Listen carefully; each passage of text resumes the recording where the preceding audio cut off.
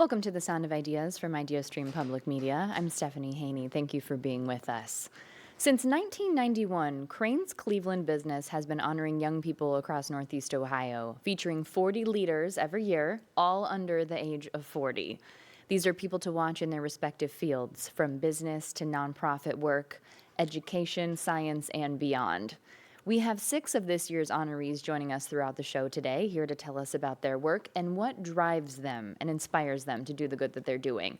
So first up in studio, we have with us Brooke Lowry, age 38, Senior Vice President of Booking and Events for the Cleveland Cavaliers, Rock Entertainment Group, and Rocket Arena. Brooke, welcome to the show. Thank you so much. We also have Dr. Pooja Kaira, age 27, psychiatry resident physician and academic chief resident with the Metro Health System. Pooja, thanks for being here. Thanks for having me. And we have Carmen Daniel, age 37, Doctor of Education and Business and Community Engagement Specialist with Heights Career Tech Consortium. Carmen, thanks for being here. Thank you. Now, if you'd like to join the conversation, you can give us a call. The number to do that is 866-578-0903. Maybe you have a question for one of the people that we have here on our panel today or a comment you'd like to share. You can also send us an email at soi@ideastream.org, or you can send us a message on Instagram at The Sound of Ideas.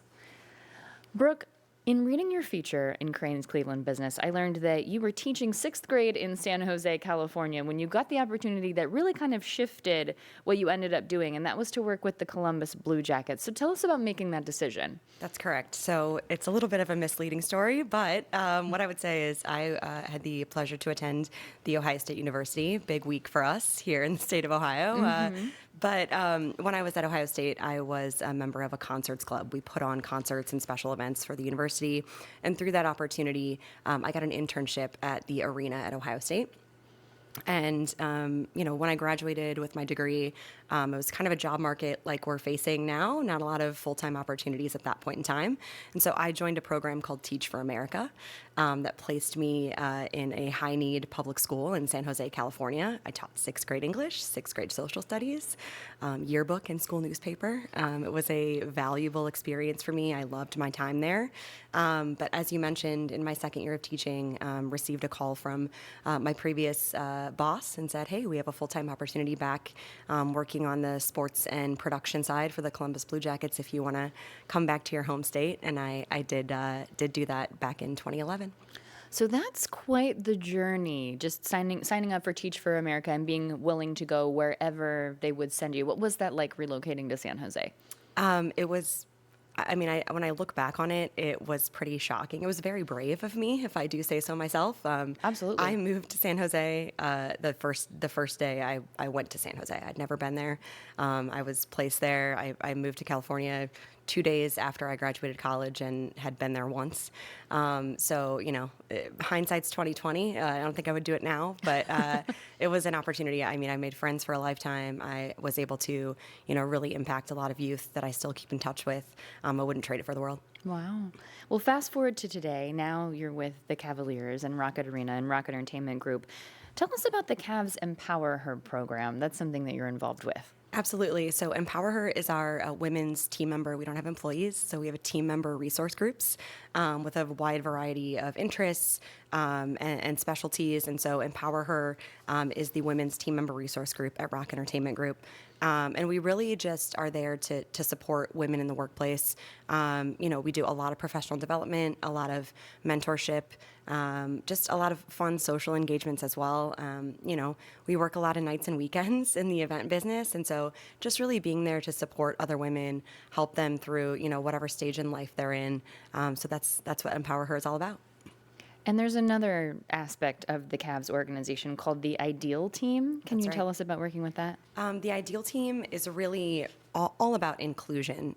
So really trying to diversify our workforce, making folks feel included in the workplace. And so it's really all about driving the culture within the organization, not just women focused like Empower Her is, but really just across all of our team members, helping with inclusion.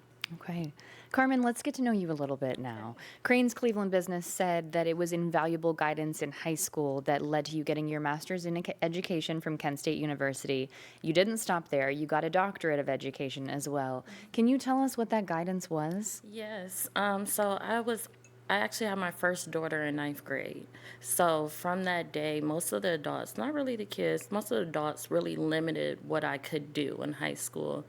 But I met my student council advisor, Barbara Townsend.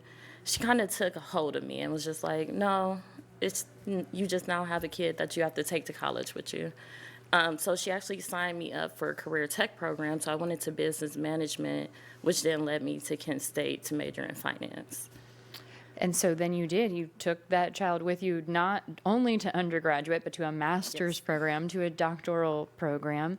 That's quite the journey for someone who's a first generation college graduate. Yes. How did that impact your approach to going through education? Well, my mom was also a teen mom, so she understood what it meant to be left behind. So she actually allowed me to leave my daughter at home my freshman year. So I actually got the full college experience. I stayed in the dorm, I worked on campus, slept in the bunk beds. So I think without that experience, I wouldn't have understood how easy it would be to continue on once I had her. Like going through 4 years of high school with the child, going through 4 years of college was kind of a little bit easier. Early mornings, no doubt, either Early- way. Yes. For sure. Now, you're with the Heights Career Tech Consortium now. So, what does that look like for someone to get involved with that, the young people that you're serving? Yes, so we serve Cleveland Heights, University High School Districts, Maple, Shaker, and Warrensville. So the inner ring of Cleveland, grades 11 through 12, our students actually apply for our programs in 10th grade. So it's a big decision to ask a 16-year-old to say, commit to this program for the next 2 years. But we intentionally do a lot of early exposure opportunities for the students to make sure they're picking the right career pathway for them. And then one of our big things is we don't believe in college versus career. Is at the end of the day, what career do you want and what path is going to get you to that end goal? So we don't push either side. All of our programs, the students receive industry recognized credential and college credits. So they leave high school with both. That's a really interesting mindset shift because no matter what you're doing, it's your career. That's the work that you'll be doing. You'll be spending your time doing that. Sometimes it takes a college degree and sometimes it doesn't. So, what are some of the things that you utilize to help people decide what path to follow? So we do a lot of talks with our students about what does their end goal look like. It's not about how much money you want to make, how many vacations you want to take. All of those are pretty important factors in deciding a career because if you're going to be a doctor, you have those 12 4-hour days. So it's really getting them to understand who they are as a person and what their intrinsic goals are. Very individual focused, it Yes. sounds. Yes, it really has to be because there's no one size fits all in education or in the career field. Pooja, let's talk with you now. And you got accepted to medical school. Talk about making decisions as a young person as part of a joint bachelor's degree program. So this was right out of high school. That's a big commitment to make something like 9 years ago. So how were you able to stay resolute on that path through all that time? Sure. So I think from the start, I knew that I wanted to be in a profession that would help people. And I felt that this was a profession where I'd be able to help anyone. So I think keeping that mindset that was able to get me through those like long study nights, those night shifts, is still something that I think about even now. What is it about psychiatry specifically that drew you in? So, to start off, I really didn't see myself in psychiatry. I didn't really understand what it was until I had my third year medical school clerkships. But it was there that I really felt like I was making a difference. It came natural to me. It didn't feel like a job. It felt fun. It felt very like a place where I could be passionate, which is something that's always been really important to me. And I strongly believe that there's no health without mental health. And I felt like that was a place where I could really make a difference. So when you talk about being in your third year medical clerkship, so that after 4 years of a bachelor's degree and then 3 years of medical school, so 7 years in? So, because I did this combined program, I had completed my undergraduate degree in 2 years, and so this was 5 years in. Okay, so you also completed your undergraduate degree in 2 years. That's incredibly impressive. Oh, thanks. Yeah, you're very welcome. Obviously, you've spent a lot of time in school. You were very committed to this, and you continue to do things in this field to grow and expand. You're the academic chief resident for the Metro Health System. So, what does that entail? So, what I am able to do through that position is I'm in charge of our curriculum and our didactics. So, I coordinate with all of the other attending physicians, I coordinate with different other specialists, so like social workers or pharmacists or psychologists, and really design what the psychiatry residents will be learning. So we have different lectures on like what's available in the mental health system within Cleveland. We have different lectures on psychopharmacology, but that's allowed me to really shape the educational system for the psychiatry residents. What is didactics? What does that mean? It's basically a lecture system. So we have 4 hours of lectures every single week on Wednesday mornings. And so through that, I'm able to schedule the different lectures, come up with different topics, reach out to different speakers. So we've had speakers from all over Northeast Ohio through different systems, not just at Metro Health, but we're able to also feature some really cool things that are happening at Metro Health and making sure that our residents are aware of that and learning the top treatments that are out there.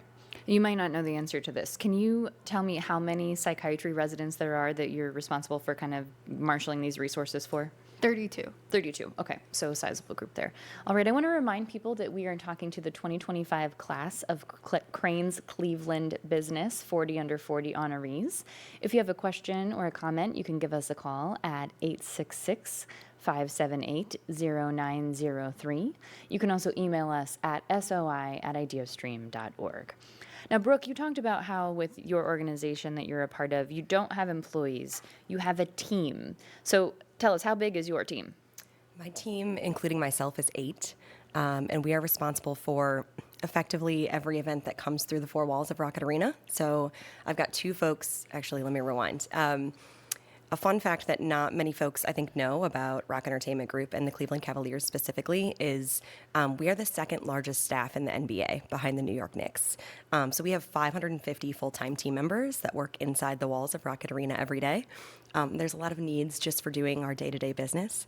So within our team of 8, there are 2 folks that handle really banquets, meetings, everything that's taking place within day-to-day business at the arena. Today we have a blood drive, for example. We also have 2 folks that are focused really on event creation. So that may be for taking care of our stakeholders, season ticket members, corporate partners, et cetera, as well as event sales. So if you have a company, if you have a birthday party, if you have a wedding, you can actually host that at Rocket Arena if you're Wow. interested. And then myself and one other is primarily on the concert and special event side of things. We also do the team schedules. And then last but not least, we've got 2 folks that work in event production. So think sound, lights, loading out and loading in 53-foot semi-trailers, all the glamour of the backstage life. Yeah, a lot of that going into the back end of that. And there are more than 300 concert and events at Rocket Arena every year. How often do you have to be on site at those events? So I'm fortunate. I am at every concert or special event. So that's roughly between 50 and 60 events a year. Then I rotate through with about 10 other leaders on duty. So I work a few games a month, and my husband and I are also fortunate to get to attend games as fans sometimes too. So I like being at work even when I'm not at work. Sure. And they throw in some extra things every now and then. I know they just added some more Cavaliers games. Yeah. Talk about throwing some extra things in. The WNBA is coming to Cleveland. How do you feel about that? What's that going to impact your job? Countdown to 2028 is on. So excited. Just the way that the city and the region and the state, quite honestly, have gotten behind WNBA Cleveland is amazing. We're over 7,000 season ticket member deposits, and we're not throwing a ball in the air until 2028. So women's sports is here. It's not going anywhere. And just really excited. It's going to, add, we're going to be a 365 building. We are now, but we're going to have a team in season 365 days a year. Can you tell us what the team's going to be called? I wish I could. I cannot. I don't know. So there's that. We all want to know. We all want to know. All right, Carmen, I want to ask you, what does a typical workday look like for you? I'm usually at one of our 4 schools to start the day, and then I'm in meetings the rest of the day. So I meet with HR managers, business owners to kind of build a pipeline for our students. So, like I said, the first half of the day, I'm talking to students. So you're in our criminal justice program, but do you want to go into law enforcement? Do you want to go in to be an attorney? What side of the field do you want to go into? And then I try to go out into the community and find people that are willing to allow our students to come in and shadow them for paid or unpaid experiences. Okay. But a lot of meetings. A lot of meetings, a lot of setting up those Yes. relationships. And can you tell me about the relationships that you develop with the students? I know you said it was incredibly meaningful for you having that adult that said, nope, you're just going to take your kid with you to college. What's that been like for you on the other side of it? Yes, so I honestly take that same approach. I love to tell my students, I do not get paid to lie to you. So let's talk about your goals and your dreams and let's make it happen. I tell them all the time that I am kind of like their personal headhunter. So the more you talk to me, the more I can talk to people on your behalf. We have about 700 students across all of our programs. I can't say I know all 700, but I kind of got a gauge on where we're going with the industry and what our students are interested in. Okay, a lot of people to keep track of A lot for of sure. people. Yes. Now, Pooja, you've said that we're experiencing a worldwide mental health crisis right now. What is it that you're seeing, and how do you hope to meet that need within society with the work that you're doing? So definitely with more and more patients coming in every day, I've been noticing that many of our patients have been suffering with mental health symptoms for quite a while, but are only coming in now. So they feel that now it's becoming more acceptable to come in, and so they feel that they can actually come and get help, but they've actually been dealing with this for decades sometimes. I think that the COVID pandemic really brought out quite a bit, and especially with everyone being at home and loneliness being an epidemic across the world as well, that just came more to the forefront. So I think we're seeing people coming in more and feeling that they can actually get that help and they're not going to be scrutinized for it. In the feature write-up for you from Crane's Cleveland Business, it mentioned your father and how instrumental he was in the person that you've come to be today. So tell us a little bit about that relationship. Sure. So he's my best friend, no joke at all. But I was raised by a single father, an immigrant father. So he brought me to the States when I was 2, and he's been my rock since. So he's the longest constant I've had in my life, and he's always shown me that I can achieve anything that I set my mind to. He has always been that strong supporter. No matter what happens in my life, he's always been there for me. So he's really shown me the value of hard work, shown me the value of giving back to the community. That's always been something he's emphasized. I know that religion has also been important to you. That was also mentioned in the feature. Can you tell us about the religion and how that plays into your work and also the event that you have coming up? Sure. So I'm a Sikh, so that's the 5th largest religion in the world. We actually do have a strong community here in Cleveland, and that's also been a support for me when I was growing up, especially since I didn't have any family around. But this community is a community that is known to give back, is a community of people who like to do service, but they're also a community that might not be the ones that you think of when you think of mental health issues. So mental health affects everyone, but still there are different communities where this is something where there aren't that many resources. So me and one of my colleagues created the Sikh Mental Health Summit that's coming out actually this Saturday. And it's the first time ever that this type of event is happening in North America. We've already gotten up to 250 registrants that are actually coming in from around the world. So people from different countries have been reaching out and saying they wish that this was happening in their country as well and want to attend. We've gotten up to 15 different national organizations and international organizations involved that have been supporting us. But we're going to be talking about different issues affecting the Sikh community, especially when it relates to mental health. So bullying is very common in the community, intergenerational trauma, addiction. So we're really excited about that. And the event is open to everyone, so you don't have to be a Sikh to come. So really, really appreciative of the non-Sikhs coming as well. And do you need to be a medical professional, or is this open to anyone? It's open to everyone. So really, we've been hearing from a lot of different people. We even have a speaker who's a mother whose son died of suicide, and she changed her whole career and created a nonprofit to kind of raise awareness for this within the community. Now, we just happened to have a group of 3 women here. There were many different people recognized with the 40 under 40, but I'm going to ask you some questions related to that, since that's kind of a unique situation just based on scheduling. And Brooke, this is kind of inspired by questions that you said you get asked a lot. So I'm going to ask each of you to respond to these questions. Can I have a family with this type of career? Brooke, go ahead. Absolutely. There's plenty of women that have paved the way and are phenomenal role models. And if you have questions, I would recommend that you reach out to one of us or someone that you know has done it before. But yeah, absolutely, you can be high achieving and be a mother. And Pooja, is that something that's on your radar? Family considerations at all for your future career? I'll say my mentors are definitely mentioning that to me quite a bit. I wouldn't say that's something in my near future right now, but definitely something I've thought about, because I definitely would want to be a strong support system to my future kids, just like my dad was for me. And Carmen, you've had a child since 9th grade, so tell us your perspective on that. So absolutely, I think mothers can do anything as long as you have a strong support system. I must say that. So my oldest daughter is 21 now, and then I have a 15-year-old. So she's actually going into cybersecurity program next school year. So I would say if I wasn't in education, I would not have known how to advocate for my children in that space. So I would say yes. Yes, you can. You can do anything. They're just your little coworkers alongside you at the end of the night. Little helpers, sometimes Yes. little mischief makers. Yes. Brooke, another question that you get asked often is, how do I make myself stand out? So please go ahead, share what your response to that is. I actually had a predecessor in my role that was another female, and she didn't know who was going to be hired for the position. She did something extremely valuable to me.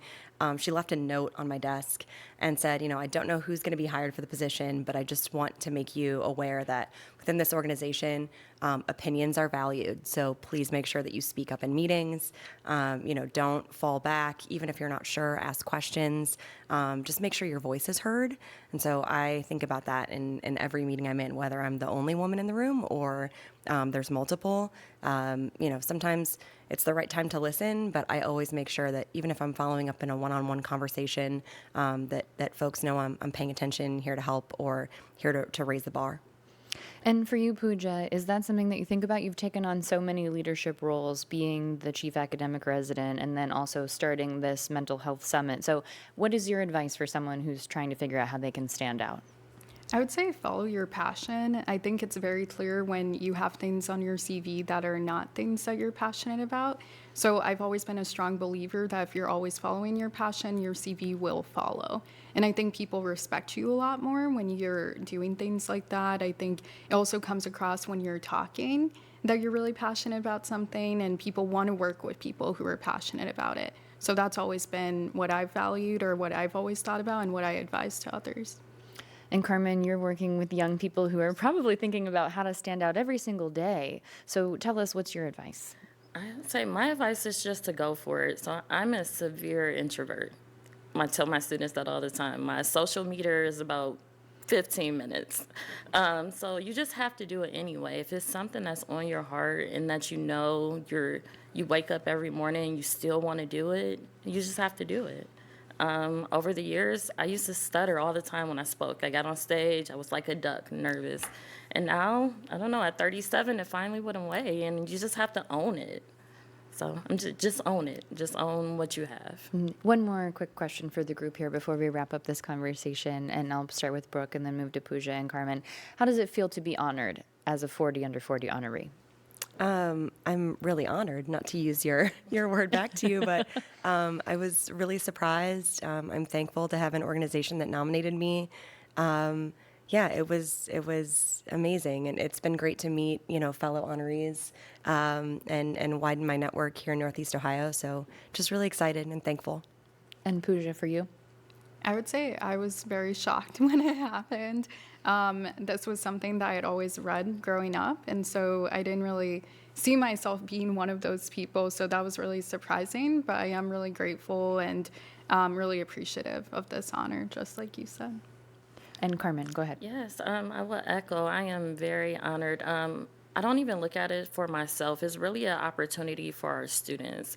I met so many amazing business owners and companies that I now have access to because I received this award. So now the Heights Consortium is on the map. So I'm excited about that. Definitely making those connections. I want to thank our panel for being with us today. Brooke Lowry, Senior Vice President of Booking and Events for the Cleveland Cavaliers, Rock Entertainment Group, and Rocket Arena. Thanks for being here. Thank you so much for having me. And Dr. Pooja Kaira, Psychiatry Resident Physician and Academic Chief Resident with the Metro Health System. Thanks for being here. Thank you. And Carmen Daniel, Doctor of Education and Business and Community Engagement Specialist with Heights Career Tech Consortium. Thank you for your time today. Thank you. This was great. Okay. We're going to take a quick break now. When we're back, we'll meet more of the 2025 Crain's Cleveland Business 40 Under 40 honorees, including one Northeast Ohioan who is truly reaching for the stars. This is The Sound of Ideas. I'm Stephanie Haney. We'll be right back. You're with The Sound of Ideas from IdeaStream Public Media. I'm Stephanie Haney. Thank you for staying with us. Today, we're talking with some of the 2025 class of Crain's Cleveland Business 40 Under 40 honorees. In studio with me now, we have Ty Stimpert, age 33, Community Outreach Program Manager with the Cleveland Clinic's Taussig Cancer Institute. Ty, thanks for being here. Of course, thanks for having me. We also have Kevin Moss, age 34, Senior Vice President with CBRE, which is a global commercial real estate services and investment company. Kevin, thanks for being here. Thanks for having me. And we have Monica Marshall, age 32, astronomer with the Cleveland Museum of Natural History. Monica, thanks for being here. Well, thank you so much. Honored to be here. Now, if you would like to join the conversation, you can give us a call. The number to do that is 866-578-0903. You can also email us at soi@ideastream.org, or you can message us on Instagram at The Sound of Ideas. Maybe you have a question for one of the people on our panel today. You want some inspiration or just a question about what it is that they do. So feel free to join us on this conversation. Now, Ty, I want to ask you first about your day job, which is with the Cleveland Clinic Taussig Cancer Institute. So what's your focus there? Yeah, that's right. I think so much of healthcare these days is still focused on symptom treatment and post-diagnosis. So I feel very lucky to be able to actually step into a role that is prevention-focused. And so what my team does is actually go out and meet communities where they are to increase access to care through education, through cancer screening events, and again, really empowering and uplifting communities to take control of their own health and remove some of those, many of those barriers that we see folks facing today. And there are specific barriers to healthcare that the queer community experiences. So can you tell us why members of that community specifically need the kind of support that you're providing? Yeah, absolutely. I think any marginalized group is going to face some, additional bit of minority stress. But in particular, queer folks see two sides of that coin. One is really an internal fear, that fear of discrimination or accessing the type of tailored care that LGBTQ plus folks really need and deserve. The other side of that is where that stems from, which is a lack of culturally competent care, as well as really a system that was not built for LGBTQ plus people. So with that in mind, one thing that my team does and I am really passionate about is trying to think about those institutions and those structures that we've built healthcare around and sort of reimagine those to be a bit more radically inclusive, if you will. Mm. You're also the board president of the B. Riley House. So tell us about that organization and your work there. Yeah, if we are thinking about, preventative health care, if we're thinking about accessing health care for those that may not, have a medical home, we need to be thinking broader than just primary care. We need to be thinking about mental health. We need to be thinking about addiction treatment. So B. Riley House is one of the only and one of the first LGBTQ-tailored drug and alcohol addiction treatment centers in the country. We have locations in both Ohio and Florida. which ironically is also, are two of the states that have some of the most anti-LGBTQ legislative efforts, which is not by coincidence, of course. So it's incredibly important to have these kind of mental health and addiction treatment services tailored to the communities that most need them. So I'm really proud that B. Riley is able to do that, and headquartered right here in Northeast Ohio. Kevin, let's get to know you a little bit now. And a bit of a theme that we're noticing today is people kind of knowing very early on in life what it is they wanted to do. You wanted to get into real estate in high school. You knew that then. What was it that sparked your interest? So, quick correction on that. Actually, not quite high school. I didn't know what I wanted to do. Okay. I didn't know I was going to go into real estate until college. My dad started his own business when he was 19 years old. Didn't go to college. And his mindset was just go work. Like he's a wholesaler. He sells, wholesales to convenience stores, liquor stores, all the stuff, all the impulse items you see, in different communities. And it's not the most glamorous business, but he was able to, raise a good, three boys and good family. So I was going to go into that. And I actually, my freshman year going into sophomore year of college, my job was to wholesale silly bands, if you remember, like the animal-shaped bracelets. So my job was to go door knocking and sell silly bands. And I quickly learned I'm good at opening doors, but I did not want to do that for the rest of my life. So I always knew I liked buildings, but I'm not an architect. I'm not a handsy person with construction, and I'm not a finance guy. So I'm a people person. So I had I'm Jewish, so part of the Jewish Federation program. I told them exactly what I wanted to do. I'm like, I don't want to do the family business. I'm thinking about it maybe as a fallback, but here's what I like. And we should try real estate. So they introduced me to a real estate company in downtown Cleveland. I experienced more of the residential side, and there was a little bit of a commercial component, where commercial to ground floor retail. And that's what I kind of latched onto. I thought it was so cool. At the time, I think we were negotiating with Camino to put them down at West 9th, the taco restaurant. Mm-hmm. And I just thought it was so cool that they were negotiating a deal and then it's going to open up a restaurant for downtown Cleveland. So that's kind of how I got into it. And just from there, ended up at some different companies that own shopping centers around Cleveland. And then, long story short, became a broker. Well, I'm particularly thankful for that Camino, just as an aside. When I moved back to Cleveland, it was on West 9th Street, and those tacos fed me many days. Now, okay, you said that you earned your bachelor's degree from Ohio State. You majored in marketing there. Your dad didn't go to college. His approach was just get into your career, get working.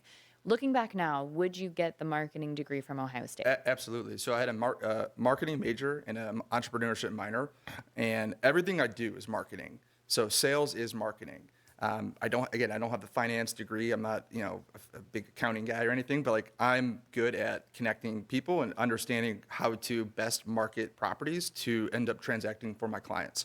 So sales is all marketing, and I'm super grateful I got that, and also having the entrepreneurial minor to, and also the small business background to kind of help, transform my business and differentiate myself from some of the other people who do what I do.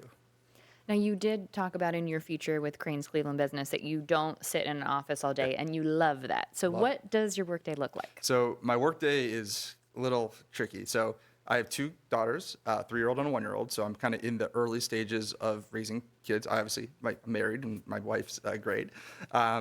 So I'm up very early. My alarm goes off at 3:53 a.m. every single morning. My wife yells at me because I, wake up and make a lot of noise, but I'm up very early. We have, dogs, and take the dogs out, and I get to work at 4:15 in the morning-ish, work from my home office. So basically from 4:15 to 6:45, I'm working. I'm, setting up my day, and I set up my day the night before, so I kind of know exactly what I'm doing. But I'm sending emails. I get emails every morning when I, doing 8 a.m. Why are you sending me an email at 4 a.m.? I'm like, well, just when I'm emailing it, just when I want to get it off my chest. So very early, I'm firing off emails and setting up my day for the rest of the day. And by the time I take my kids to school, I'm 3 hours into work, and the rest of the day it's just chaos. So I'm either doing coffee meetings, showings, touring buildings, meeting clients. I do sit at the desk sometimes. There's some days where I'm at the desk all day long, but for the most part, I'm out in the field. And in order to be a good real estate broker, you have to know the market. You have to be able to know what's going on. You have to know who's shopping where, especially what I do with retail. You just have to have a good understanding of the markets. Now let's talk more about what a day-to-day job looks like. Monica, for example, for you, when I come to work, my job is to host the show. This is what I do. This is the thing I'm responsible for doing.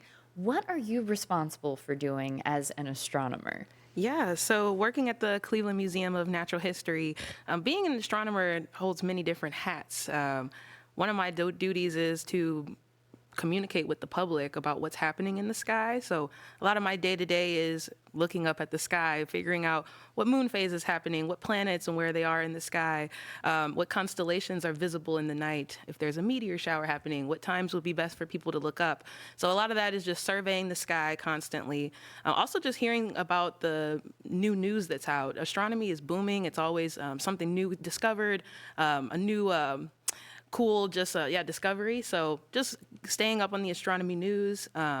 Sometimes my job entails working with different specimens. So we'll bring meteorites, look at those.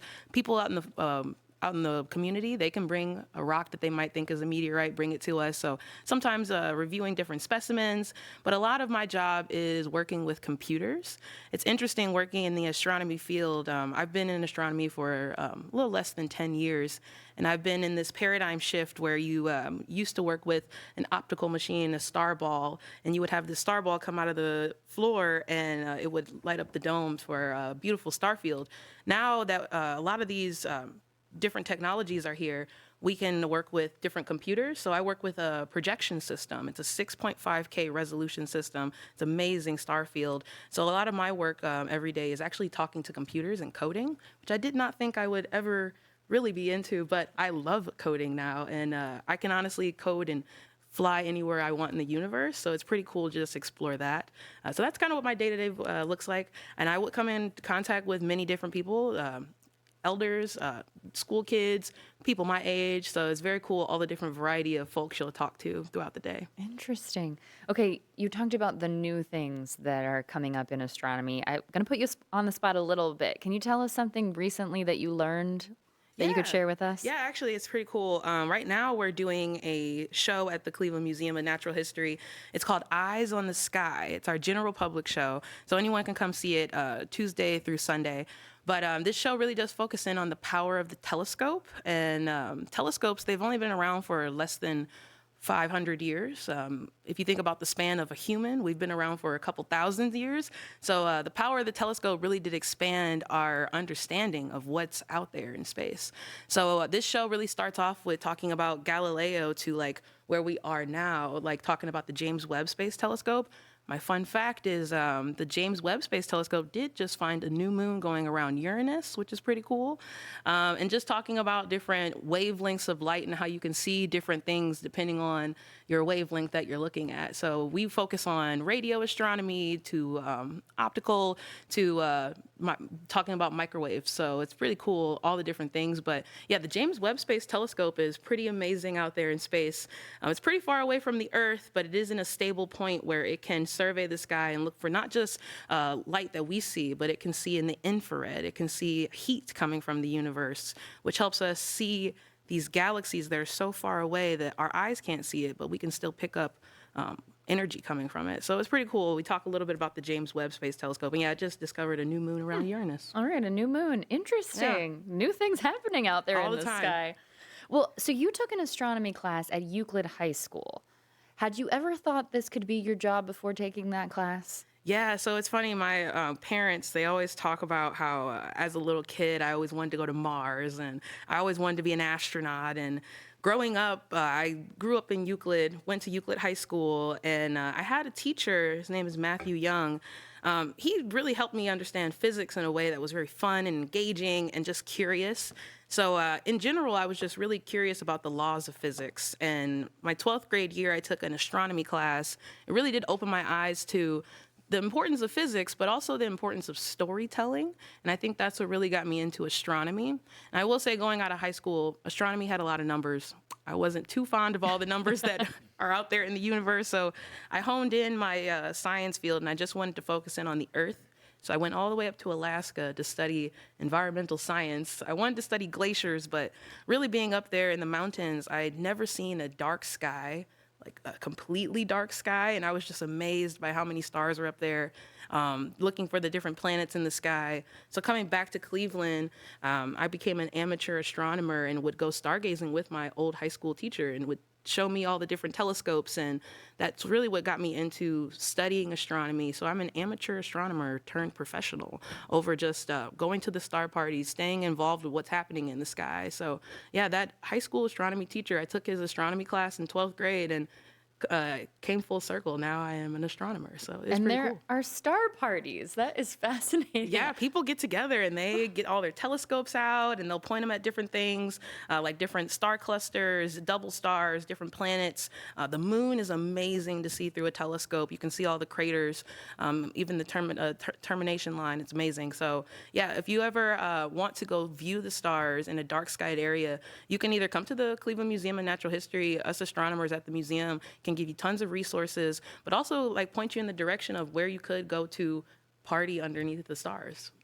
That sounds delightful. Yeah, thanks. Thanks for sharing that, Monica. Okay, Ty, you are part of the team that made the Greater Cleveland LGBTQ Community Needs Assessment happen. So tell us about that. Well, first of all, I really don't want to follow Monica up because this is not going to be as sexy as stargazing. But yes, the Greater Cleveland LGBTQ plus Community Needs Assessment is actually a landmark data collection effort. Needs assessments are done by hospital systems throughout the country. That's sort of a requirement. But oftentimes these are really led by those hospital systems and not always as informed by the communities themselves. Ideally, they should be, but this was an effort for and by the community. The queer community has always lifted itself up by its own bootstraps. If you think about things like the AIDS epidemic and the way that we stepped up for each other, across identities and really came together as a community, that continues today. It just looks a little different. So I was part of a really incredible, hardworking team, public health research team out of Kent State's College of Public Health that developed a incredible report of over 30,000 data points related to LGBTQ life across Northeast Ohio. The best part is this is actually a compounding effort. So this was the Greater Cleveland version, but there was a Greater Akron version done before. And right now, the project director, Andrew Snyder, is actually doing the Greater Mahoning Valley as well. So the best part is that all of this data is actually going to be combinable, and we're going to be able to see a really clear picture of life for LGBTQ plus people in Northeast Ohio. And that actually expands beyond just what we may typically think of healthcare or one's own health. It actually goes beyond into safety and even recreation and leisure. What kind of things do we want to see for our community? What kind of educational prospects do we want to see?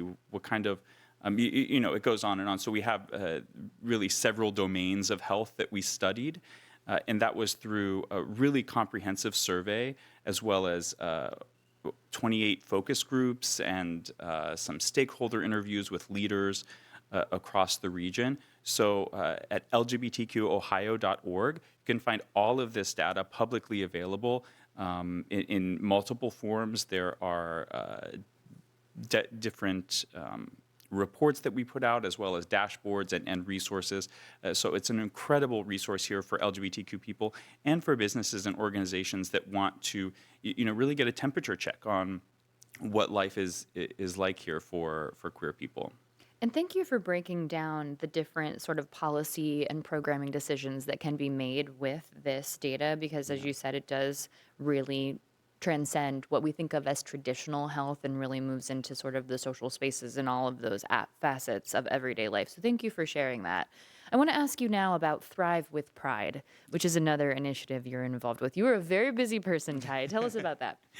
Yeah, well, I see one issue or one concern, and I have to follow the string to see what the root cause of that is. So that's really where the data collection effort came from with that needs assessment. When I saw that came across my email inbox, I said, oh, this is exactly the kind of need, the thing I need to be able to advocate and prioritize the things that we sort of already know anecdotally about the queer community here. So now that data is actively being used for efforts and projects and funding and prioritization of resources for queer organizations and across queer spaces. One of those is a sort of brainchild of mine, which is Thrive with Pride. And that was about 5 or 6 years ago. I developed this idea based on the Minority Men's Health Fair. And that's really just a tailored health and wellness day that takes place in safe and affirming location. In this case, the LGBT Community Center of Greater Cleveland. We work across many different health systems. This is not, Cleveland Clinic specific. It is really a multi-organization effort. And this is providing screenings and education and testing and resources to the community at absolutely no cost. We do everything we can to remove those barriers, whether that's transportation, whether that's financial barriers. We, on that day specifically, try to wipe all of that away. So that is something that I'm honestly most proud of. We just had our 5th year, our 5th birthday, if you will, and we saw the greatest increase in attendees. We also had a little bit of funding this year, which was really exciting. So it's been one of the places where I feel I'm able to make the most direct impact in my community. Congratulations on 5 years. That's Thank incredible. you. Kevin, I know that you have been, in your feature, it talked about how you were part of the development of West 25th Street. So when we're in the greater Northeast Ohio area, can you tell us some of the spaces that you've been a part of coming to life? So I think the coolest deal I've ever been a part of was the 27 Club with MGK.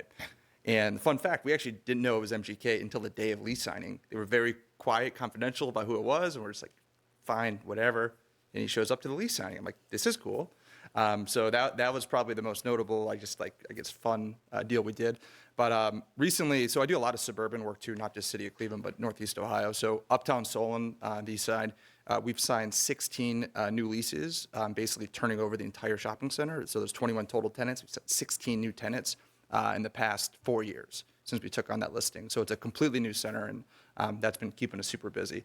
But we not just leasing retail spaces, we sell land. We sold the land to the developers for Thunderbird. That's in the Scranton Peninsula. So there's 600 new apartment units and some townhomes that have basically created an entire new district, an entire new neighborhood down in the flat. So awesome to see that from 2018, just desolate land right outside the city of Cleveland to a new thriving residential community, and Brewdog and Irishtown Bend's coming. So a lot of cool stuff happening there. I want to go back to something you mentioned earlier and your wake up time. Yeah. Remind me what time your alarm goes off? 3:53 a.m. It says wake Three. the up. I'm not going to say it on air. But Thank you. Thank you Yes. for the censorship. We appreciate it. Why 3:53 a.m.? It's just a random time. I wanted to wake up before 4, and psychologically, if you wake up before 3, or wake up before 4, you feel like you have more time. Basically, it's 4 o'clock. But I have young kids, so I needed to get my day started. If I don't wake up at that time, my day starts at 8 o'clock, and I'm not a 9 to 5. I'm always on. My phone's always in my hand. I'm always working. I get yelled at sometimes for always working, but it's just I love what I do, and I want to help my clients. And if they call me, I have to answer the call. If I'm with my kids though, from like 5 to 7 p.m., I'll say, hey, I'm sorry, I just can't talk right now. I'll call you or I'll text you, let's try to not talk on the phone. But I'm locked in all the time, and it's just kind of my DNA. I just have to be always locked in. So maybe that's my problem. I'm not getting up at 3:53 a.m. I drink a lot of coffee. I have about 3-4 cups a day.